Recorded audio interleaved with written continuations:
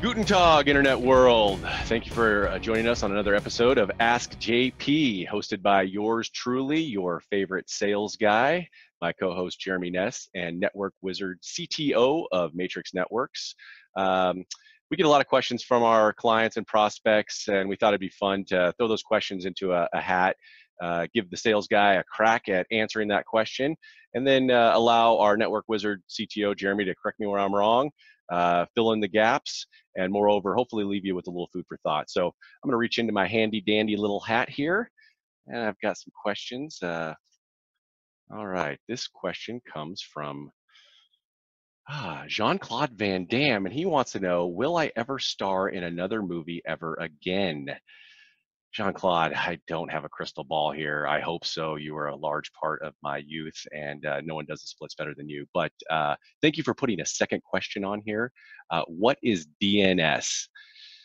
This is typically the part in the conversation where I go, Jeremy! But I'll take a crack at it.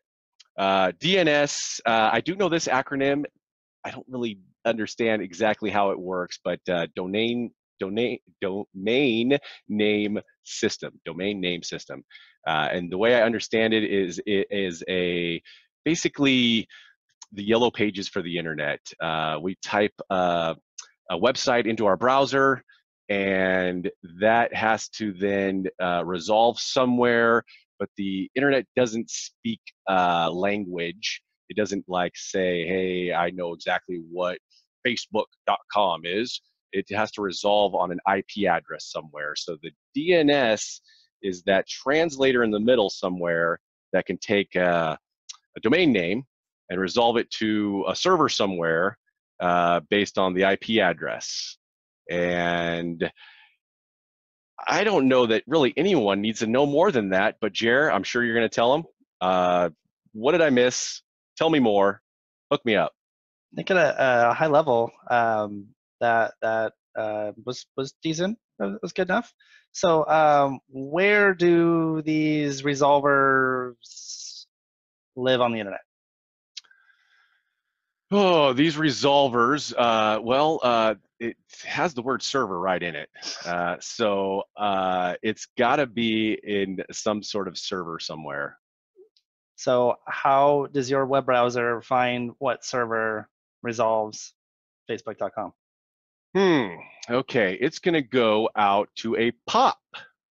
That POP is going to have a DNS server that knows the IP addresses of all of these domain names. So when you register a domain name, you're going to register an IP address to that domain name, and it's going to go out to that POP somewhere.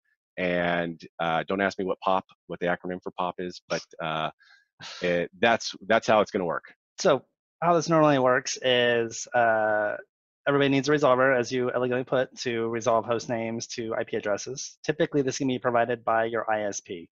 So you're going to send a little packet out to your ISP, say, hey, use facebook.com.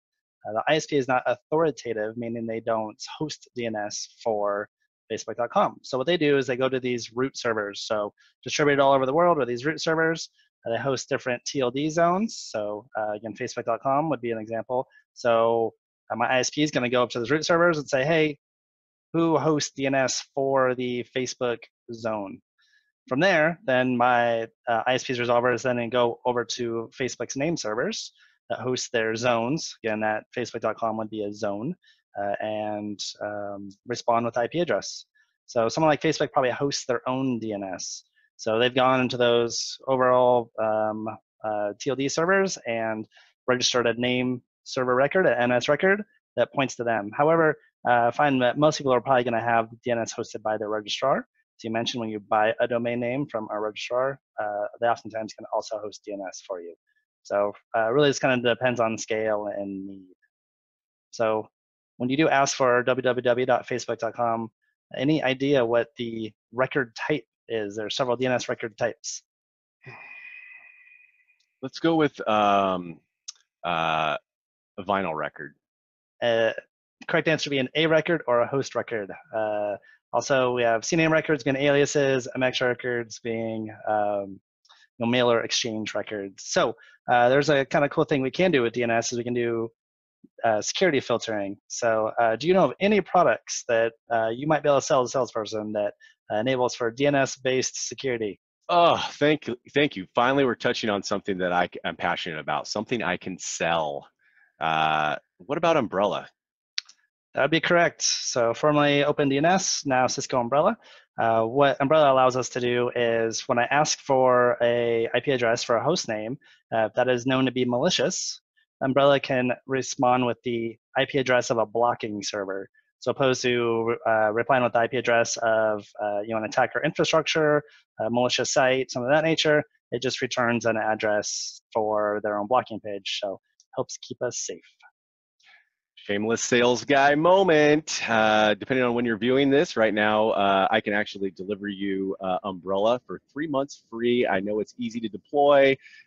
Jeremy, my smart guy here, has told me that. So just wanted to add that little nugget in there. All right. Well, I think we answered the question. Yeah, thank you for your time, Jer. Thank you for your time, Internet World. Remember, if you have any other questions or want to get bogged down in the weeds with more technical answers from Jeremy, feel free to reach out to us anytime. And remember, if you don't love your network, you're probably not doing it right. And as always, I would tell you a UDP joke, but you might not get it.